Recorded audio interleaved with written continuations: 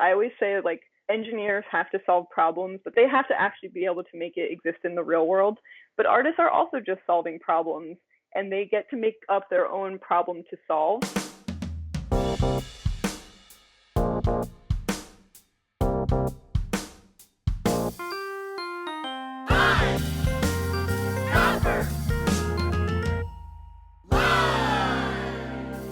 Hello, print friends, and welcome to a special broadcasting of Pine Copper Lime, the internet's #1 printmaking podcast, in collaboration with Print Austlin and Studio Noize. I'm your host, Miranda Metcalf. I release weekly podcasts with people in the print world who are doing something a bit beyond the expected, so please subscribe on your podcast listening app of choice. You can also find Pine Copper Lime on Instagram and Facebook, and you can also sign up for our monthly newsletter with print news from around the world, all at pinecopperlime.com. Printmaking forever, shun the non-believers. This episode of Pine Copper Lime is brought to you by Print Austlin, an artist-led nonprofit working with local venues and artists to showcase traditional and contemporary approaches in printmaking. Their annual festival will take place from January 15th through February 15th, 2021. It offers both safe, in-person printmaking-focused experiences and virtual programming. You can find out more at printaustlin.org. Also, Print Austlin's highly anticipated print fair, Print Expo, is being reimagined as a virtual experience this year that includes a one-day conference on February 6th, along with an online exhibition where artists have the ability to showcase and sell their latest prints. Visit printexpo.org to learn more. There's a link in the show notes. This episode of Pine Copper Lime is also brought to you by Speedball Art Products, who've been offering a diverse range of high-quality products to your practice since 1997. We here at PCL have been very grateful to partner with them to help keep bringing you weekly printmaking content from around the world. But they don't stop with their support there. No. Among all the projects and programs and printy goodness they enable, they are also helping bring you this year's Print Austlin Contemporary Print 5x5 exhibition. So head on over to speedballart.com to check out their line of products and find out how Speedball can support your printmaking practice. My guest this week is Laura Post, one of the finalists of Print Austlin's exhibition, The Contemporary Print 5x5, juried by our friend and guest of episode 43, Delita Martin. Laura is a printmaker and sculptor currently based in Texas. We'll talk about how she came to printmaking through learning moku hanga techniques, the idea that, indeed, everything truly is printmaking, silicone casting mishaps, and how sticking with a subject and continually questioning your practice can lead you to communicating the ideas that you really wanted to share. So, without further ado, sit back, relax, and prepare to sit for a portrait with Laura Post. Hi, Laura. How's it going? It's great. Good. Thanks for joining me. Thanks for having me. Absolutely. So I was introduced to you and your work through the good people at Print Austlin, which we'll get to, the how and the why of that a little later on. But I was really happy that they were able to do so because you're making really beautiful, quite interesting work around portraiture, and you've got all kinds of things I'm excited to chat more about. But before we dive into all of that, would you mind giving a little introduction to people listening and just let them know who you are, where you are, and what you do? Sure. So my name is Laura Post. I am currently in Fort Worth, Texas. I'm originally from the Philadelphia area, and I've lived a lot of places between there and here. And my artwork is, I call it print. I call everything that I do a print because I feel like everything is a print. And that work has now become paper sculptures with handmade paper of my own creation, life casts, CNC routed molds, woodcuts, particularly Chinese and Japanese style woodcuts, engravings, and just a lot of other things mixed in there in between. And so you said you grew up in the Philadelphia area. What role did art play in that part of your life? I mean, I grew up in the suburbs, so I want to make it really clear that I grew up in the suburbs. But I will say one of the first times I was allowed to drive, my parents let me drive by myself, I took a friend and I to the Philadelphia Museum of Art, which I had been to, you know, a lot growing up, but it was like that rite of passage. Like, I'm going to take my friend and we're going to go on a Friday night into the city and we're going to go to the museum.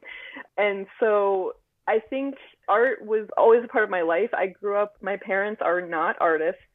My father is an engineer and my mom is a toxicologist, and they both work with, my dad does water treatment. So he's retired, but he did water treatment for industrial power plants.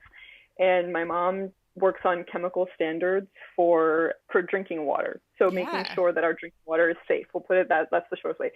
So they don't always, I always say, like, they don't always fully understand what I'm doing, but they're extremely supportive, and they've always helped me develop that artistic end, including, you know, I took art lessons when I was a kid, and they took me to museums, even though it wasn't necessarily their interest. And so anyway, yeah, it's always been a big part of my upbringing and my life. So how did you find yourself kind of being an arty kid with this really heavy STEM household? Where were you exposed to it that you were able to say, like, yes, like, this is what I want to do? Well, I make a lot of my artwork is about family and about how, just to kind of go back to the general themes that I work on, for those that haven't seen the work, you know, it's about familial networks. I say both chosen and not chosen. And so, you know, that's like my husband and in-laws, and as well, obviously, as my parents. And the thing is I can just say that they were extremely supportive of, they always saw me drawing. And then, you know, my mom found this couple that was in the town that I grew up in, that it's this couple that are both artists, and they ran like a little art studio where people could sign up. And my mom somehow found it in the newspaper. And this is like before Google. And I always think, like, how did they find this? But it was like in the newspaper or something, or the yellow pages. And it was like, you have to be 8 years old to start. Like, that was like their youngest age group. And as soon as I was 8, my mom like signed me up, like, you have to take. And so anyway, I've been very, very well supported. We'll just say that. And my dad is a tinkerer, I'll say. He has we always had like a wood shop in our basement. And he's actually recently been making these beautiful cabinets for their house. Anyway, so it's not an uncreative household, but it comes in different forms. We'll say that. I don't think my dad would agree with this, but I always say, like, engineers have to solve problems, but they have to, like, use real world physical things to solve those. Like, they have to actually be able to make it exist in the real world. But artists are also just solving problems, and they get to make up their own problem to solve in their own way, and it doesn't necessarily have to hold the right weight for a car to pass over it or something. Right. But, like, both cases, you're still looking at a problem and figuring out a creative solution to solve it. Well, and I think, like, you know, okay, yeah, it's not looking at, can a car drive over this?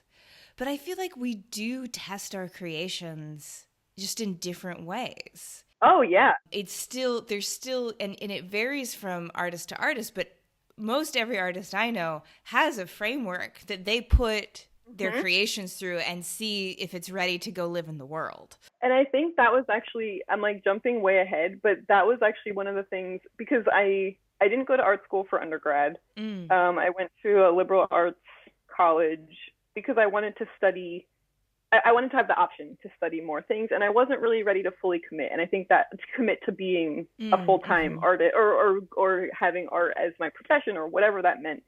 And I remember in my undergrad printmaking class, actually, which was a very pivotal class in my artistic development, but we went to this artist studio in Philadelphia because I went to undergrad also outside of Philadelphia. And she was doing these really incredible paintings that were all based on this research that this woman had done a long time ago. But long story short, it was this man and this woman who were mapping the whole ocean based on, I think it was like before radar or before sonar or something. And they were using this like old school technology to map the whole ocean. And this artist made this whole series of work kind of inspired by that. And she went to the Library of Congress and like read these documents. And I just left and I was thinking, like, no, artists are just doing research, but their Yes. output is a visual output instead of like a written output or a Yes. statistical output or a whatever. Absolutely. Well, I think that what people don't really realize that and maybe it's just a matter of they don't think about it in those terms. You know, you don't Yeah. see an artistic output and immediately think this must have been researched. Some people do. Some people who are in the arts do, and they understand that. But the general population, you know, if they look at, I don't know, a rocket ship or a new treatment to help like a fungus that's killing an endangered frog, they think, oh, look at all the research that went into that. And it's just, Right. I think more I'll see people calling it research, but for artistic output, but it's still something that people don't totally understand that, you know, if someone goes and lives with rural Thai farmers for 6 months and learns about their life and the way a new pesticide is like killing all of their chickens and then goes back to Bangkok and makes work about it, that was a research trip, you know? Yeah. It's gathering information and creating a finished product, which then communicates something and has a function in the world. Yeah, absolutely. That kind of realization is what helped me say like, no, like this is what I want to do. I'm, you know, that like that's how I want to communicate the things that I'm thinking about or researching or want to learn more about. And then anyway, to get back to the physical like manifestation of that, I mean, I started doing sculpture in the relatively recent past, and man, it really is a challenge. Like you really do have to figure out all of those like engineering aspects. Yeah, to, like, will it stand up? You know? Yes, just the basics, totally. Yeah. And so it sounds like you were introduced to printmaking in this pivotal undergraduate class, but you still weren't sort of fully committing to the engagement. When did it become an integral part of your practice? Well, I think printmaking was an integral part of my practice from that first class. So I took printmaking as a sophomore because of a scheduling conflict. And as a professor now, I know that students are really impressionable at that time. So you really have to, anyway, like I'm like, okay, you should be a printmaker. And they're like, yeah. I'm like, wait, is that what happened to me? No, but so I took printmaking, and the first technique that we did, and I'm going to give a shout out to Daniel Heyman, who is still a really important mentor and friend, who is the person that was teaching this class. But the first technique that we learned in that class was Japanese woodblock printing, moku hanga, like traditional style, because he had done the MiLab residency in Japan, which was a residency. It still exists, I think, in a different iteration, but he did it in the original iteration where they invited international artists from all over the world, not just the United States, to come and study traditional moku hanga with a workshop in Japan. And then he and many of the artists from that program then went back out to their respective countries and taught and continue to teach moku hanga to more and more, more students. And I just fell in love with woodblock carving and printing. And I think from the beginning, though, of course, I wouldn't necessarily be able to have been able to articulate it then, it's this like indirect way of making work, right? And I think that the engineering exposure, we'll say, was part of that, because it's like, I love tools. I love like, okay, with printmaking, you need like this whole set of tools for each different technique. And then you have to make this whole thing and then use that thing to make the final thing. It's like so indirect. What was it about the indirectness that created that appeal? That's what I'm saying. At the time, I don't know, and I guess maybe even now, I'm not sure, but it's like the magic happens in the in-between. Always in an artwork, you have your idea, and then you have to like bring that, as we were already saying, bring that idea into some kind of a physical form. And, with painting, and I'm not going to knock on painting, but it's just, it's easy. But, in painting, you dab the thing, you put paint on the brush, you put the brush on the substrate, and then the mark is there. And in printmaking, and I want to say especially in woodblock, but it's really all printmaking, there's like that translation, we'll say, that happens between the original idea and especially in my earlier work and my current work, it's still part of it, but mark making is a huge part of my work. And so it's that the tools themselves are the things that are making the mark. I can't achieve some of the marks that I'm making in any other way except to use those tools. And so, and before I guess like in my super youth, I would do a lot of like stipple drawings. Like I loved micron pens, and I'd make these like little tiny stipple drawings, and I would layer all these colors together. They'd just be in black and white. So like it was always there, but then I translated that into like stippling with a U gouge or like a V gouge. And then I started making these other types of marks in the wood. That wasn't immediately, but so it was like, I really just loved that process, like the physicality of carving and the manipulation, or like we did, intaglio and like etching, and just like the kind of magic that happens. At first I would say, it was also sort of like that surprise, that surprise that comes, but at a certain point, as you keep working in the medium, you can't really say that you're surprised. Like you have control at a certain point, and you can make it do what you want to do, and there can be surprises, but then usually it's more of an accident at that point. Anyway, so I did a lot of single like black and white woodcuts, so that it's less so in that case, where the final product is just like a reverse of the other thing, of the matrix. But when you're doing multi-block, it's like you can't see it. Like you can't see it until it's assembled all together at the end. You don't know exactly what it's going to look like until the end. Mm-hmm. And there's just something really exciting about that. Yeah, absolutely. And I think that surprise and that journey of discovery and the amount at which you have to give up immediate control and really be a collaborator with the materials is something that I've heard a few people on the podcast talk to specifically about.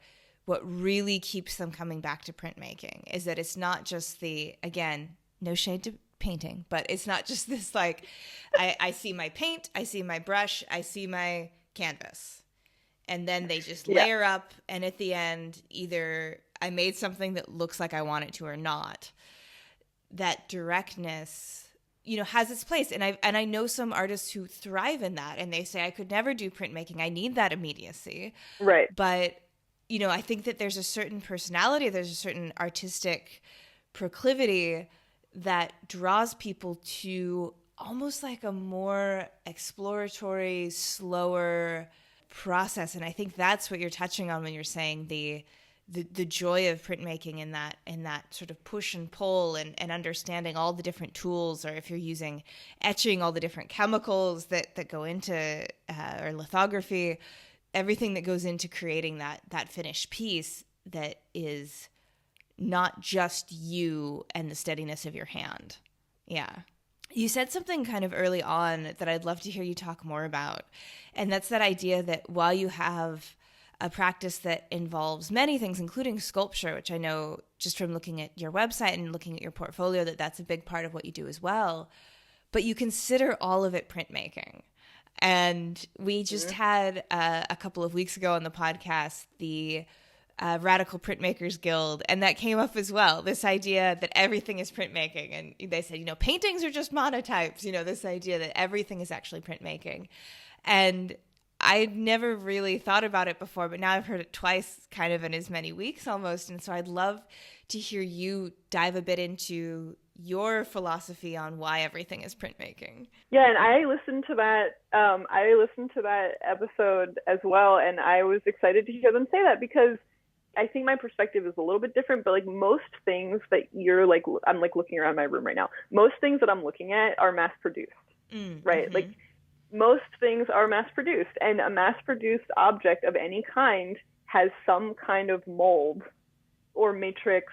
And I guess I'll backtrack a little bit and say the other thing that I was studying as an undergrad was Chinese language and Asian studies, focusing on like art history and culture, and then studio art as well.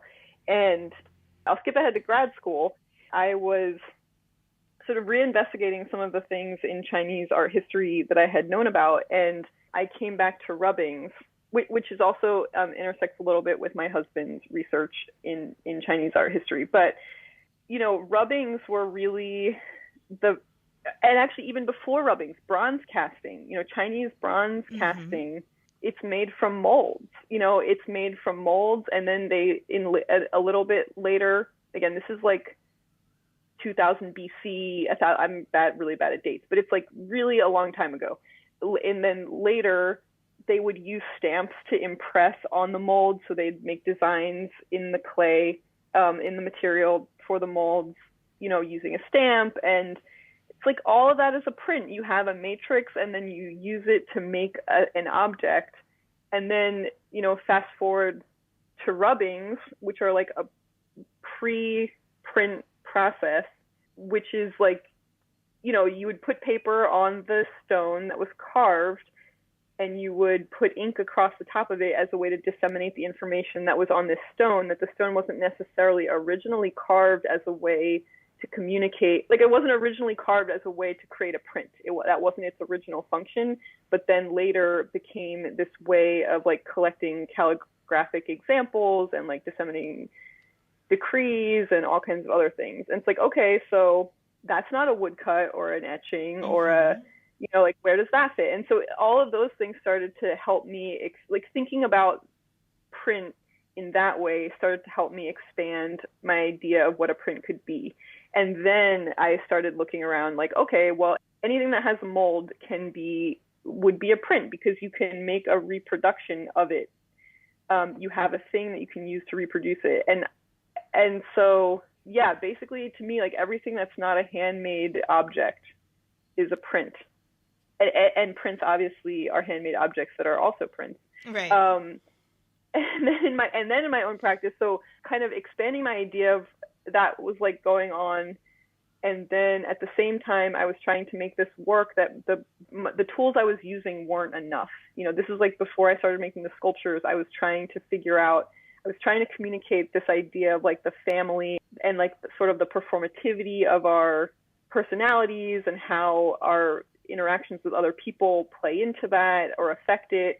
And I was trying to do that all with like two-dimensional work, and it was bad. I mean, it was like not working. So I was like, I both like had something that I needed to communicate that the tools I currently had weren't quite enough. And then I was also like doing all of this thinking and reading about print that was helping me rethink what a print could be. And all of that came together, and I started making life casts, which became molds for sculptures.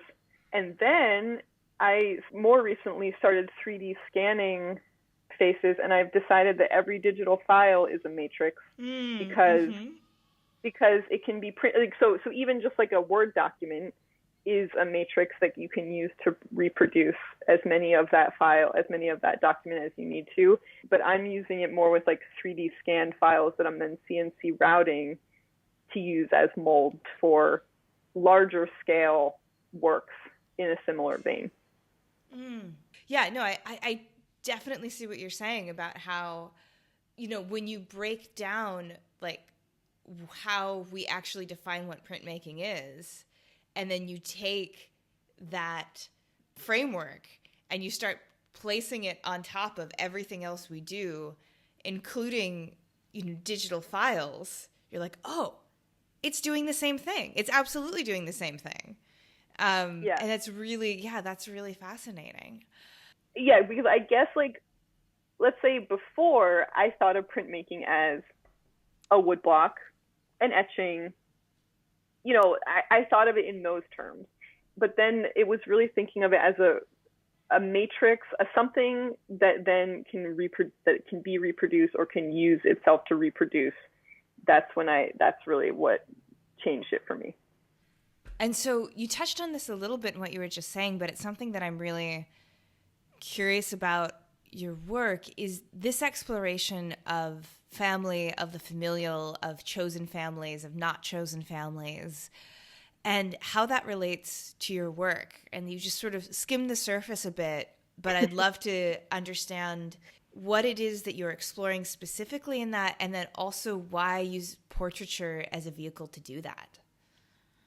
Yeah, it's a good question. So maybe I'll start with the one end, which is portraiture is sort of like my go-to thing. in the sense of like, I've always been interested in faces, in humans, in connecting with humans, but also just like, I mean, before thinking about grad school or being an artist or anything, just like as a younger person, just really enjoying the act of drawing faces, and not even necessarily like real people, you know, like it would just be like I had my, like, I knew how to draw eyes properly and I knew how to draw noses properly, and I would just in my notebooks at school or whatever, I would just draw faces. So I think that's the attraction to using portraits, as part of the attraction of using portraits as that vehicle. It's just something that I've always been interested in drawing. But then at a certain point, and I've been reading a lot about like AI and facial recognition stuff, and that's also kind of boggling my mind and sort of like messing with my mind about this. But at a certain point, and it's always hard to know what comes first and what comes second, but I think I'll say it the way like that, though as much as I loved making straight portraits of individual people, I started to somewhere inside of me feel like it wasn't quite communicating enough. Not that the portrait wasn't enough, and not that I didn't love making it, but just like the idea that we can look at a person, a picture, an image of a person, and know anything. There's like a false, I mean, and I think it's like it's part of just like the human experience that we make judgments about faces, and we have things that are connected to faces, and that we can weave a narrative about a person just by looking at their face without any other thing. And I had at some point already realized like I didn't want to go the like sort of old school Renaissance route of like, I'm going to tell people more about this individual by placing all of these objects around them that indicate things about them. Like that wasn't what I was interested in doing. I really just wanted to show that individual person stripped away of anything else and just them. But again, like it wasn't like quite sinking. And so I did this whole series of incorporating like other imagery on the bodies, and I was thinking of them as like dreamscapes, and that wasn't really doing it for me. I mean, it was cool, but it wasn't communicating the thing that I was trying to communicate either. And then a lot of things happened at once, which was like the same year that I got married, we had a lot of deaths in like the family, or like close friends, or like extended family. It was just like a lot all at once. And then I'm like, our first nephew was born, and it's like there was just all of this like life happening. And anyway, so it's like hard to kind of pin down the exact sequence of how all this happened, but there was just like a lot of stuff like that bubbling.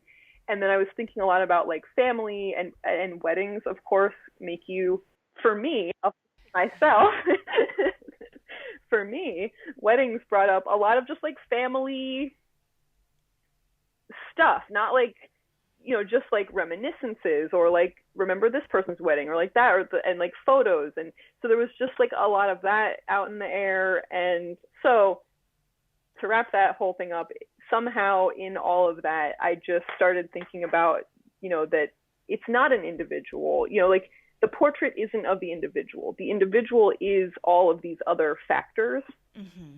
And a lot of it is the biological, you know, like your parents and your siblings and, you know, your grandparents. But then at some point, you know, you're making a new step, and there's like a new branch, and then that's like the chosen family, and like what does that bring into that conversation, and how does that affect everything? And so I sort of have works that, and not that anyone would necessarily know this by looking at it, but there's like some works that focus more on like parent-child relationships, and others that focus on more like marital relationships. But they're more about relationships, I guess, and how that is, and what that means about the individual. Yeah. And so using sort of portraiture to explore that, you know, out of all the kind of different vehicles and ways that you can go about looking at relationships, you know, you were saying that like you've just been kind of drawn to faces. Is there something more in that as well, though? Have you kind of decided that, you know, I don't know, I always think about like how we read so much on people's faces, and particularly when you were talking about like death and birth, you know, these huge moments in people's lives, like when you know someone, you can look at their face and you can know what they're going through, particularly in these big moments. And I didn't know if any of that kind of, how the way in which the humans in our lives and what they go through affects us more deeply than anything else. And we actually kind of read it on our bodies, really. I think that's part of it, but that's where it's a tough thing, because that's what I know about the work, and I don't always know if that's what the viewer can see about the work, if that makes sense. Oh, totally. So it's like, that's how, like, those are like the starting points for like some emotional experience or some familial experience or something might be the impetus for me to create a work in a certain way, or like want to put things together or put these two people together or something like that in this certain way. But I don't know if that ends up just being more for me. Mm-hmm. Well, I think that's a good question about art in general. When an artist makes from a place of, I need this to be in the world, I need to express this thing, but then the object goes and it lives and it has a life of its own, and people might not on a conscious level understand that exact place that the artist or the creator is coming from. But something, I always believe, is imbued in the work. Like the emotional energy comes through in some way that on the other side, when it's being received, there's actually something to that, I think. So yeah, they may not understand exactly what it is. Well, I hope so. Yeah. I guess that's what we all hope. That's definitely what we all hope. Definitely. In terms of the actual subjects in your work, who are they? Are they friends? Are they relatives? Do you actually use real portraits of real family, chosen and unchosen? Yeah, I mean, yes, they're all my poor family. So at least this current body of work with the sculptures, the paper sculptures, and I have a few other, like I have another body of work that's not necessarily about family, but yeah. So I currently have life casts for my parents, my brother, my sister-in-law, for my brother's wife, my mother-in-law, my husband. I'm trying to think. I think those are the only people that have agreed to let me. Oh, and I have a few friends, but I don't use them in this work as really. But those are the only people so far that in the family that have agreed to let me cast their face. It's a very intimate portrait. I didn't mention that, but it's like the most intimate portrait you can possibly make, because you're like actually touching them. And I'll tell this funny story, which is I was in grad school. I was all excited about this, just moving into this life casting realm, or like I had been using, before I started life casting, I was using these like the salon mannequin type, like just really generic forms that had nothing to do with the people that I was talking about. They were just like alien looking. Mm-hmm. And so I had this idea that I wanted them to be more specific.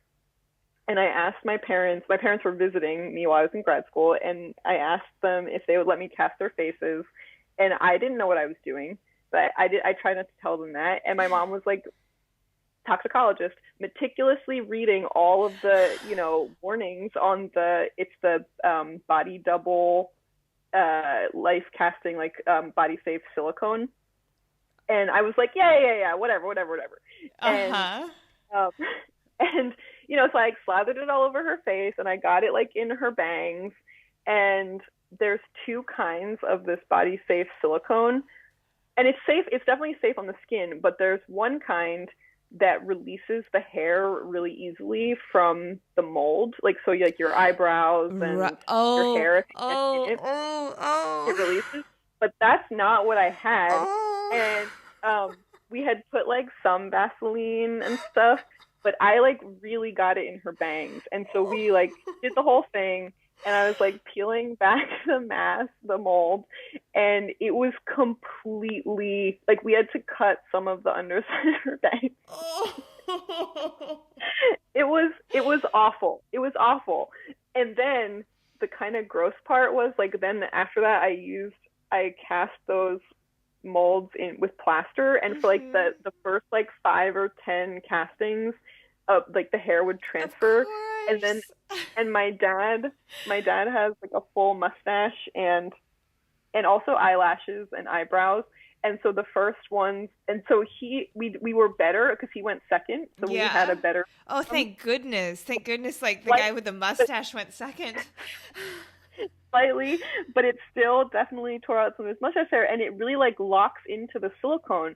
So then, like the first few plaster casts, especially the first one, the first plaster cast I made of my dad, it's this bright white plaster, but then it has like black mustache hairs, you know, like in the plaster, and it has like little eyelashes and a little bit of eyebrows. So it's like the creepiest death mask looking thing that there is, because it's like a really big contrast between the white plaster and the hair that is stuck in it. So it's a really intimate portrait. That's such like another, that's just like, but in terms of like actually creating a portrait of someone, that's so next level. I know. And so, and again, like these are the things, like that's not, I didn't know that, like I wasn't thinking about that at the moment.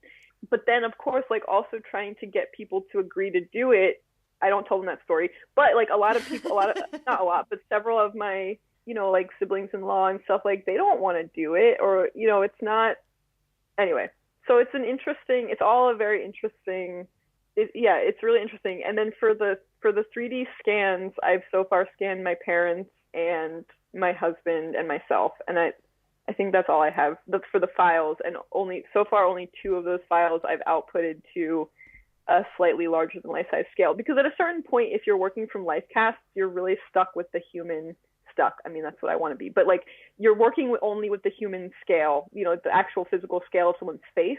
And so the scans really allow you to like expand the scale, either smaller or bigger. You know, it's like you can move, you just have more options. Yeah. And no bodily danger in the 3D scanning, right. I would guess. No touching. Touching. You have to stay a certain feet away and whatever. Do you think that is, you know, I mean, I'm just thinking about it in terms of you're just switching that level of intimacy so much, though, you know, as opposed to that, like, because I know that feeling of having like someone else put something on your face. Like the few times in my life I've had like a professional makeup job done for a wedding or something. Yeah. And you know, and obviously in the case of your parents, like there's definitely always a physical closeness between like parents and children when they've raised the child like themselves, that, you know, as a kid, like you're so close physically to kids, you know, they cuddle with you and they need baths and you have to give them haircuts. And like, so there is that just level of physical closeness with caring for a child and a parent. So in terms of how that changes your process to switch that, going from something so physically intimate, putting things on people's faces, touching faces, getting silicone cotton bangs, and 3D scanning where it's digital, there's a bit more removed, you're actually standing back. Has that affected how you see the actual practice? It's an interesting question, and I'm sort of and I've been thinking about it because I am, well, in that indirect way, it's taken me longer to like get those molds in a place where I can actually use them. And so I've had the scans for a while, and anyway, I've been like beating around the bush of actually using them. But I have been thinking about it because the reason I wanted to do it was to shift scale, you know, because I also wanted to increase the scale of the wood blocks. You know, I like working with a slightly larger print, and I'm using the prints I'm casting the prints in the molds and then combining them together. So if the molds are really small and the prints are really big, then it can be really cool, but it can also feel kind of limiting. But it is different. We'll just say it that way. And so like one of the obvious differences is that, and the thing that I just couldn't, it boggled my mind when I first made the life casts. Like I was peeling it away from my parents' face, the part that didn't stick, and I actually thought that I thought that I did it wrong, because as I was peeling it away, there was all these like fine crevices, and I thought like, oh, well, I'll just see, but like I don't think it worked. And it turned out like no, it was just that body safe silicone, that the silicone captures every detail of the skin, like every pore Yeah. and every little crease and line and like the lines by your eye, like everything. It captures it in like hyper detail. I mean, I want to say hyper realistic, but it actually is just realistic. But it's details that you don't get that close to someone's face and like get in there and see the physicality of their skin.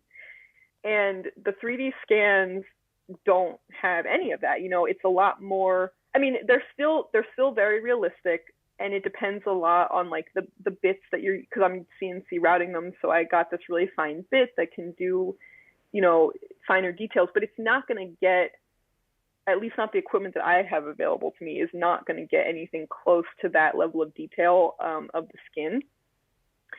So it's definitely different.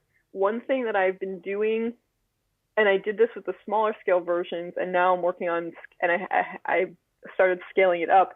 I started doing engravings of those skin details. So using the plaster cast that I take from the life cast, I've been kind of like creating these patterns. I was calling them flay faces for a while, but that's not what I call them anymore. But it's literally like a sewing pattern where I kind of pull. It's as if the skin were pulled from the face and flattened, and then when it's done, I engrave all those details, and then when it's done, it folds back. Like if I were casting with it, it folds back into the mold, and it fits that face, whichever face it is, whichever mold it is, perfectly, and it brings those details back. But when I use those engravings on the life casts that are like life size, it's kind of redundant because the casts have those details, and then you put the engraving, and it's like re-emphasizing those details. But so I've started using the life cast to scale up those details to the size of whatever size the 3D scanned ones are, because it's something that's lost. And so then I've been kind of using the engravings to put back these details that I had in a previous format, but then lost in the transition in the medium. Mm-hmm. Yeah. And so I would say, something I'm always curious about when artists are fully kind of dedicating themselves to a subject matter like this, that it seems like a lot of your work, and even the way you're thinking about your process is related to it, is why this? Why family out of all the things? Why is that something that you're feeling drawn to and dedicating your professional and artistic life to? What a question. And now we can have a therapy session if you know. No, sorry. I do have some other parallel things going on, but I think it is that therapy session. I don't know. It's like, It is just a path that I like started on, and let's say I haven't explored it to its end yet for me. Right. So yeah. Who knows what's coming in the future, but especially because the tools and materials, to go back to the original thing about printmaking, I keep adding those. So like once I have a set of people that I'm working with, I have to make like a full set of woodcuts of them to use. I'm basically making a bunch of additions of things and then using them as my casting material to then make another thing. And so it's sort of Sisyphean, because like I said, okay, so I want to expand the scale of the molds. Well, then everything has to get scaled up to that level. So I can just kind of keep redoing it, and I can keep working with the same subject matter and doing it in a different way and keep using it in a new way. And it's like I haven't exhausted it yet for myself. But I also just think like, kind of going back to me, like, what is a portrait and how can you communicate something about an individual? And I feel like you need that whole context. You need the whole community. And the community is beyond just family, but I feel like they're such a fundamental thing that's shaping the person. And it's in ways that you can't even understand. The work is also about relationships. And I think it's also about that, like, can you ever know a person? Like, we're always trying to communicate with people. We think we know somebody in our life, like our parents, or the parents know the child, or like you spend all this time with somebody and you think that you know them, but then there can be that gap of like, wait, do I, or what? And so anyway, I just think it's about family, but it's also about human to human connection and about relationships between people. And I just like haven't exhausted all the possibilities yet before I move whatever comes next. So I mentioned at the intro just kind of briefly that we were brought together through Print Austlin. And I was introduced to your work because you were selected for an exhibition curated by Delita Martin. And I'm hoping maybe you can talk a little bit about that, the nature of the exhibition and how you found out about it and the piece that was selected for it. Yeah, so I am very excited to be on this podcast, and I'm also very excited that Print Austlin brought us together and that Delita Martin chose my work out of all of the work. I sometimes submit to juried exhibitions just because it makes it, I know that means that the person that's the juror has to look at whatever I submit, and whatever happens after that, then great, but otherwise I know that they had to look at it anyway. And I'm so excited that the work was chosen, and the exhibition is virtual because of the life we live right now. Yeah. And which I'm actually really excited about, because I think that, you know, hopefully it will reach a wider audience than even if it were in person. But the exhibition is the contemporary print 5x5. They chose 5 artists, and each artist will have 5 works featured. And all of the works that I will have featured are these paper sculptures. And the paper sculptures, they include all the people that I talked about. So some of my siblings-in-law, my mother-in-law, my parents, my husband, me, and some of them are freestanding. It's fully in the round sculptures. Some of them are wall hanging pieces, but they all feature images, you know, representations of people in a more traditional portrait, along with some of these other things that are less traditional prints or less traditional portraits. So the life casts, handmade paper, which I consider a print because you can pull the same sheet of handmade paper over and over and over again with the same mold and decal. So handmade paper, life casts, the engravings that I was talking about, they're also in some of them, as well as some dry points.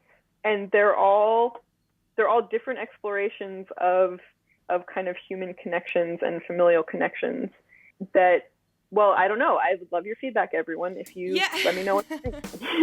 Absolutely. So does it do what I'm saying? Yeah, totally. And it's wonderful, to be able to have you on and to get some more context for it in a long format.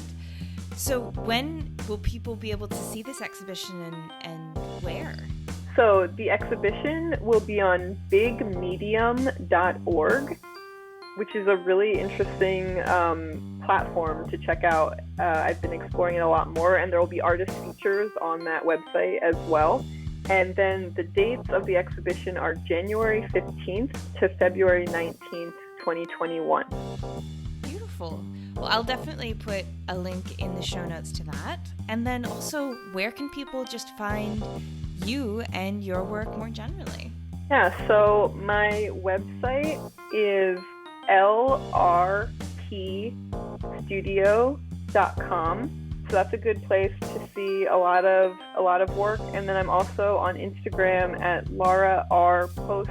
Good, excellent. Well, I'll put links to all of that in the show notes, and just want to thank you for spending your bit of your evening with me. And it was great to talk about 3D printing and family and all of it. And I'm really excited to see your work in the exhibition. And it's been a real pleasure, Laura. Yes, Miranda, thanks so much. Thanks so much. I will be in touch. Well, that's our show for this week. Join me again next week when my guest will be Emmy Lingscheid. We'll talk about the workshop and conference circuit, the magical history of lithostones, and the lives of the things around us. You won't want to miss it. This episode, like all episodes, was written and produced by me, Miranda Metcalf, with editing by Timothy Pauschak and music by Joshua Weber. I'll see you next week.